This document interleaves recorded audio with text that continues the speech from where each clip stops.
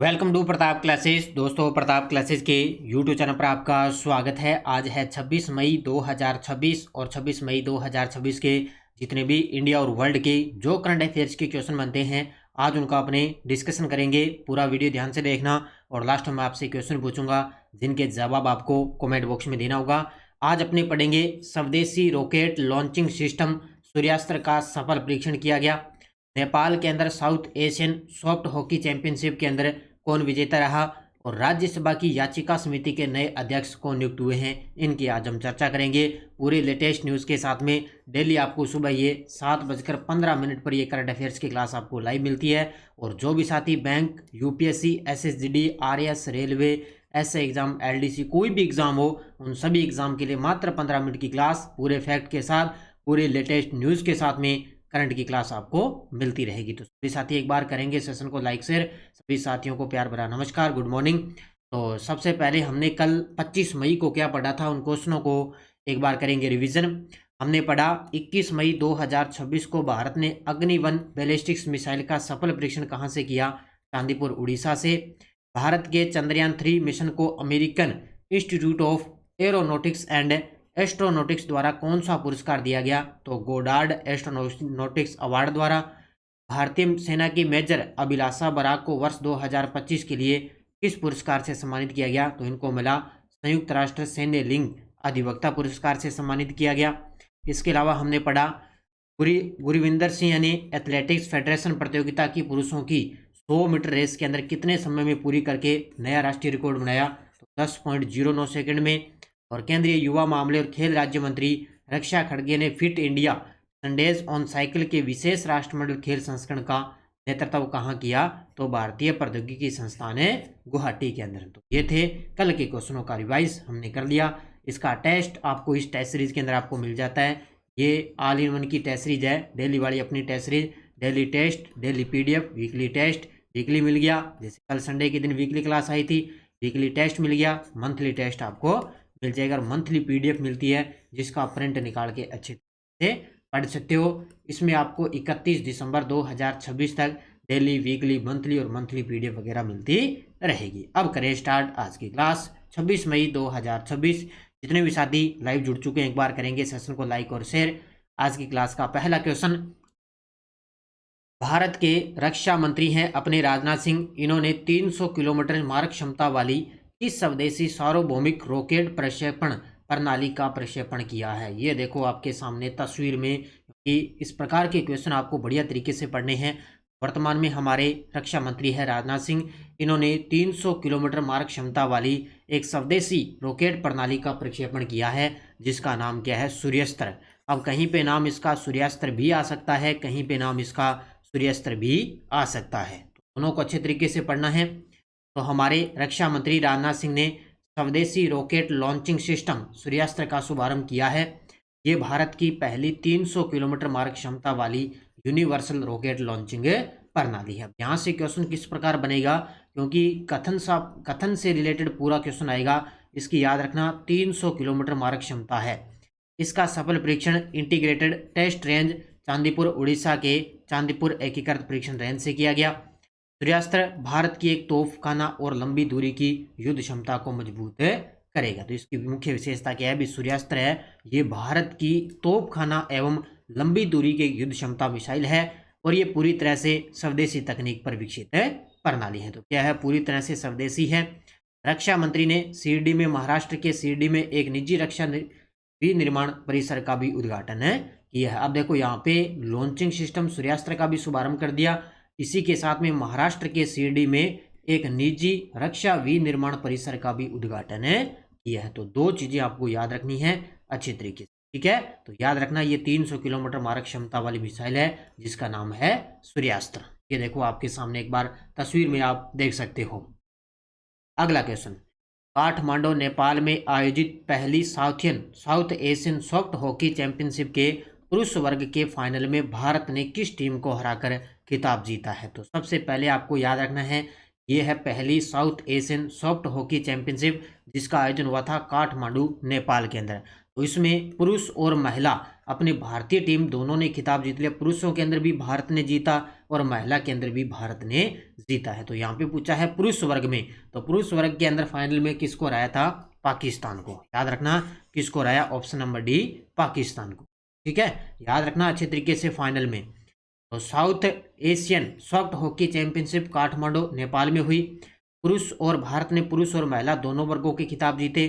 पुरुष फाइनल में भारत ने पाकिस्तान को हराया और महिला फाइनल में भारत ने नेपाल को हराया था। ये आपको दोनों याद रखने हैं। और यहाँ पे राजस्थान के मोहित मीणा भारतीय टीम के उप कप्तान रहे हैं। बस इतनी चीज फिक्स है। ये प्रश्न आ सकता है अपने राजस्थान से कि राजस्थान के मोहित मीणा यहाँ पे भारतीय टीम के उप कप्तान रहे थे। कौन सा खेल? पहली south Asian soft hockey championship 2026। ठीक है, याद रखना बढ़िया तरीके से। वर्ष 2026 के लिए संसद रत्न पुरस्कारों के अंतर्गत कितने लोकसभा सांसदों और राज्यसभा सांसदों और संसदीय स्थायी समितियों के सदस्यों को चुनाव किया गया है? वेरी वेरी इंपॉर्टेंट क्वेश्चन है, गजब का प्रश्न है, अच्छे तरीके से पढ़ लेना। तो इसमें टोटल आपको पता है 10 लोकसभा सांसद है, 2 राज्यसभा सांसद है और 4 समितियों को यहाँ पे समितियों को चुना गया है। तो ये हर वर्ष संसद रत्न पुरस्कार मिलते हैं। तो अब की बार 10 लोकसभा सांसद हैं, 2 राज्यसभा सांसद हैं और 4 समितियां हैं जिनको इसके संसद रत्न पुरस्कारों के लिए चुना गया है। अब देखो इनके नाम सभी मैं लेकर आया हूं पूरी डिटेल के साथ। तो इसमें आपको बता ही दिया मैंने, 10 लोकसभा, 2 राज्यसभा सांसद, 4 संसदीय समिति। अब देखो पहला जगदम्बिका पाल, ये उत्तर प्रदेश के। पीपी चौधरी राजस्थान की, ये तो आपको कल पढ़ा दिया था वैसे। निशिकांत दुबे झारखंड, श्रीकांत एकनाथ शिंदे महाराष्ट्र के, प्रवीण पटेल उत्तर प्रदेश, विद्युत बर्न महतो झारखंड के, लुम्बाराम चौधरी एक और अपने राजस्थान के, और डॉक्टर हेमंत विष्णु सांवरा ये है महाराष्ट्र के। इसके अलावा स्मित उदयवाद्य वाघ ये है महाराष्ट्र के, नरेश गणपत महस्के ये भी महाराष्ट्र के, डॉक्टर मेधा विश्राम कुलकर्णी महाराष्ट्र के, और नरहरि अमीन ये हैं गुजरात के। तो ये टोटल हो गए अपने लोकसभा और राज्यसभा दोनों को मिलाकर ये सांसद हो गए टोटल 12। अब इसमें टोटल समितियां थी 4, तो 4 समितियों में से आपको एक याद रखनी है मुख्य है, वो है कृषि समिति जिसकी अध्यक्षता डॉक्टर चरणजीत सिंह चन्नी ने की थी। हालांकि इतना गहराई से मुझे लगता है कि क्वेश्चन आएगा नहीं, लेकिन ये आपको जो राज्यसभा और लोकसभा है जो 12 टोटल सांसद है जिनको सम्मानित किया गया ये आपको याद रखने हैं। ठीक है, विशेष तौर से राजस्थान के बीपी चौधरी राजस्थान के और एक लुम्बाराम चौधरी राजस्थान। ठीक है, तो ये गजब का प्रश्न है, अच्छे तरीके से इसको पढ़ लेना। प्रधानमंत्री अनुसूचित जाति अभ्युदय योजना के कार्यान्वयन हेतु सामाजिक न्याय और अधिकारिता मंत्रालय के द्वारा कौन सा पोर्टल एवं मोबाइल ऐप लॉन्च किया जाएगा? ये भी गजब का प्रश्न है, किसके अकॉर्डिंग है? तो प्रधानमंत्री अनुसूचित जाति अभ्युदय योजना, तो उसके लिए इन्होंने पीएम अजय पोर्टल और PM Ajay mobile app launch किया जाएगा। किसके द्वारा? हमारे सामाजिक न्याय और अधिकारिता मंत्रालय द्वारा। ठीक है, तो पीएम अजय पोर्टल और मोबाइल ऐप लॉन्च होगा। हमारे सामाजिक न्याय और अधिकारिता मंत्री हैं doctor Virendra Kumar, PM AJAY portal और मोबाइल ऐप का शुभारंभ करेंगे। उद्देश्य होगा इसका लाभार्थियों को तेज, पारदर्शी और जवाबदेह सेवाएं प्रदान करना। डैशबोर्ड में 47,000 प्लस अनुसूचित जाति बहुल गांवों और 40 लाख प्लस लाभार्थियों की प्रगति दर्ज की, यानी कि विशेष तौर से जितनी भी जो लाभार्थी हैं ना उनको जो अनुसूचित जाति क्षेत्र से है उनमें जितने भी जो गांव है जो लाभार्थी उनको विशेष तौर से इनकी सेवाएं प्रदान करना। यह पोर्टल माइलस्टोन आधारित फंड फ्लो और केंद्रीय डिजिटल डेटाबेस के रूप में कार्य करेगा। तो इसकी शुरुआत होने जा रही है, ये लॉन्च होगा बहुत जल्द ही। पीएम अजय पोर्टल और मोबाइल ऐप लॉन्च होगा। दुनिया के सबसे बड़े और शक्तिशाली रॉकेट स्टारशिप V3 का सफल परीक्षण किस कंपनी ने किया है? ये बड़े क्वेश्चन गजब के बन रहे हैं, इसको अच्छे तरीके से याद रखना। तो ये किया है स्पेस एक्स ने किया है स्पेस एक्स ने, क्योंकि एलोन मस्क की कंपनी है स्पेस एक्स, उन्होंने दुनिया के सबसे बड़े और शक्तिशाली रॉकेट स्टारशिप V3 का सफल परीक्षण किया है। ये देखो आपके सामने तस्वीर में कोई भी चीज़ हो उसको देखा करो, क्योंकि तस्वीर देखने से लगभग क्वेश्चन आधा याद हो जाता है अपने। तो एलोन मस्क की कंपनी स्पेस एक्स ने स्टारशिप V3 रॉकेट का परीक्षण किया। ये 124 मीटर ऊंचे रॉकेट को टेक्सास के स्टार बेस से लॉन्च किया गया और स्टारशिप ने अंतरिक्ष यात्रा के बाद हिंद महासागर में सफल हाई स्प्लिट डाउन में किया है, यहाँ पे किया है स्पेल सफल, इसका हार्ड है, प्ले डाउन, ठीक है। तो यहाँ पे ये 124 मीटर ऊंचा रॉकेट है, टेक्सास के स्टार बेस से इसको लॉन्च किया गया। यह रॉकेट पिछले मॉडल से अधिक बड़ा और शक्तिशाली भी है और नासा अपने आर्टेमिस मिशन के लिए इसी रॉकेट का उपयोग करेगा। तो ये पिछले वर्ष की तुलना में अब की बार बड़ा और शक्तिशाली रॉकेट है, जिसका एलन मस्क की कंपनी स्पेस एक्स ने को परीक्षण किया। तो इसका नाम क्या है? V3 rocket. क्या नाम है? Starship V3 rocket.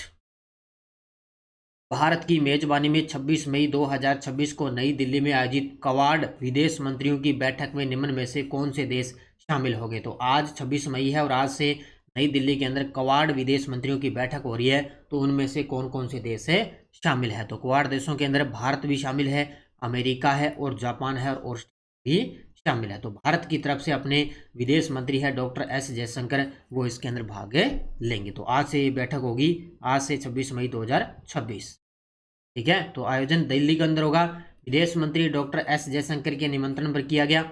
इसमें अमेरिका, जापान और ऑस्ट्रेलिया के विदेश मंत्री शामिल रहेंगे। उद्देश्य क्या रहेगा? मुख्य केंद्र बिंदु स्वतंत्र, खुले और समावेशी हिंद प्रशांत क्षेत्र की विजन को मजबूत करना है। तो ये नई दिल्ली के अंदर इस बैठक का आयोजन होगा। आज होगा कहाँ पे? दिल्ली के अंदर। गवर्नेंस समिट 2026 विकसित भारत के लिए समावेशी कृत्रिम बुद्धिमत्ता सम्मेलन का आयोजन किस संस्थान ने किया है? गजब का प्रश्न है। ये देखो आपके सामने तस्वीर में, गवर्नेंस समिट 2026 विकसित भारत के लिए समावेशी कृत्रिम बुद्धिमत्ता सम्मेलन का आयोजन किस संस्था ने किया? तो ये किया है इंडियन स्कूल ऑफ बिजनेस ने, यानी कि ISB ने, इंडियन स्कूल ऑफ बिजनेस के द्वारा इस सम्मेलन का आयोजन किया गया। इस प्रकार के क्वेश्चन बस थोड़ा सा याद रखना है आपको। तो गवर्नेंस समिट 2026 का चौथा संस्करण 23 मई 2026 को ISB मोहाली परिसर में हुआ। उद्घाटन इलेक्ट्रॉनिक और सूचना प्रौद्योगिकी मंत्रालय के सचिव श्री S कृष्णन ने किया है। तो ये आपको याद रखना है, इसका उद्घाटन किया गया कहाँ पे? ISB मोहाली परिसर के अंदर, ठीक है। अब देखो आपके सामने वन लाइनर करंट। पहला है, किमी एंटोलिनी ने मॉन्ट्रियल में 2026 कैनेडियन ग्रांड प्रिक्स चैंपियनशिप जीती है। किसने? किमी एंटोनेली ने। राज्यसभा के अध्यक्ष CP राधाकृष्णन द्वारा राघव चड्ढा को राज्यसभा की याचिका समिति का अध्यक्ष नियुक्त किया गया है। ये गजब का प्रश्न है। भारतीय वायुसेना ने उत्तर प्रदेश के चांदीनगर स्थित गरुड़ रेजिमेंटल ट्रेनिंग सेंटर में उच्च प्रशिक्षित गरुड़ कमांडोज के लिए मैरून बेरेट परेड का सफलतापूर्वक आयोजन किया है। तो मैरून बेरेट परेड का आयोजन किया गया कहाँ पे? उत्तर प्रदेश के अंदर। और लियोनेल मेसी $1 अरब की संपत्ति पार करने वाले इतिहास के दूसरे फुटबॉलर बने हैं। और अमेरिकी विदेश मंत्री मार्को रूबियो 4 दिवसीय 23 से 26 मई दौरे पर भारत पहुंचे हैं, ठीक है। तो ये आपको याद रखना है, क्योंकि जो अमेरिका के विदेश मंत्री हैं मार्क रूबियो, वो 4 दिवसीय 23 से 26 मई दौरे पर भारत पर रहे थे, ठीक है। तो ये चारों के पांचों अच्छे तरीके से वन लाइनर पढ़ लेना। ये टेलीग्राम ग्रुप है, कोई सूचना, कोई लिंक, कोई नोटिफिकेशन, सब आपको टेलीग्राम पे सूचना मिल जाती है। पिछले वीडियो का क्वेश्चन क्या था? एशियाई भारोत्तोलन चैंपियनशिप 2026 के अंदर भारत ने कुल कितने पदक जीते? तो इसमें सभी साथियों के आंसर आए थे 10 पदक जीते थे। सभी साथियों ने बहुत गजब के जवाब दिए। अब देखो क्वेश्चन फॉर यू, अंतर्राष्ट्रीय बुकर पुरस्कार 2026 जीतने वाला उपन्यास ताइवान यात्रा वृत्तांत किसने लिखा? लिन किंग ने, यांग स्वांग जी ने, हारुकी मुराकामी ने और मो यान ने। इसका जवाब आपको कमेंट बॉक्स में देना है। और यस्टरडे डोज अपनी क्या थी? विश्व का सबसे ऊंचा जलप्रपात कौन सा है? एंजिल जलप्रपात। हिंद महासागर और प्रशांत महासागर के मध्य मौसमी परिवर्तनों में प्रक्षेपित उतार चढ़ाव वाला प्रतिरूप क्या कहलाता है? वाकर परिसंचरण। डियागो गार्सिया द्वीप कहाँ पे है? हिंद महासागर में। और सहारा मरुस्थल से होकर भूमध्य सागर क्षेत्र को प्रभावित होने वाली गर्म धूल भरी पवन क्या कहलाती है? सिराको। तो ये इस प्रकार के क्वेश्चन आपको एग्जाम में देखने को मिलेंगे। बार बार यही क्वेश्चन दोबारा आपको रिपीट होंगे एग्जाम के अंदर। अब नेक्स्ट डोज आपके लिए फिर, रणजीत सागर बांध और दुलहस्ती जल विद्युत परियोजना किन नदियों पर अवस्थित है? भारत का सबसे छोटा राष्ट्रीय उद्यान कौन सा है? भारत में वन नीति सबसे पहले कब लागू हुई थी? अंडमान और निकोबार द्वीप समूह में अधिकांशतः किस प्रकार के वन पाए जाते हैं? राष्ट्रीय कृषि विकास योजना किस वर्ष प्रारंभ की गई थी? इन पांचों क्वेश्चनों के जवाब आपको कमेंट बॉक्स में देना है। ये इस प्रकार के क्वेश्चन को जवाब दिया करो ताकि आपका अभ्यास हो जाए और ये LDC की बुक जल्द आ रही है अपनी, लगभग कल या परसों आपको लिए नानक पब्लिकेशन ऐप से आप ऑनलाइन ऑर्डर कर सकते हो। वस्तुनिष्ठ है, इसमें राजस्थान प्लस और राष्ट्रीय करंट अफेयर्स मिलेगा। वनपाल, वन रक्षक और LDC तीनों के लिए ये बुक आपके लिए रामबाण है साबित होगी। बाकी फर्स्ट ग्रेड की 1.0 2.0 बुक उपलब्ध है बाजार में। Second grade plus PTE third grade है, LDC है, CAT, इन सब की टेस्ट सीरीज आपको दी जा रही है, तो इनको आप अच्छी ज्वाइन करो, लगातार आपको करंट ही रहेगी। तो सभी साथी करेंगे वीडियो को जाते जाते लाइक शेयर, अच्छे तरीके से पढ़ो, मेहनत करो, खूब सारी भर्तियां आई हुई है, बस आप पढ़ते जाओ अच्छे तरीके से। धन्यवाद। जय हिंद, जय भारत, जय राजस्थान।